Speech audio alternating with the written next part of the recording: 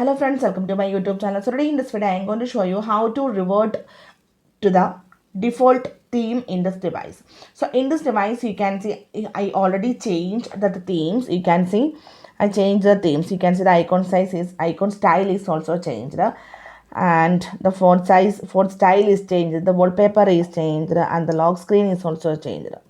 So let me show you how to revert to the default themes. Simply go to settings, scroll down, tap on the option themes. Otherwise, you can directly open the Galaxy themes application. Now at the bottom tab, you can see the option menu. Tap on this one. Tap on my stuff. Tap on this one. So here you can see some tabs: themes, wallpaper, icons, AODs, and from here you need to select the option themes, and here you can see the default theme. Tap on this one, tap on apply. You can see the default theme is applying.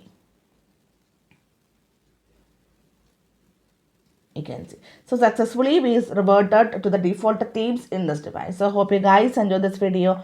Thank you for watching. Thank you. Bye bye.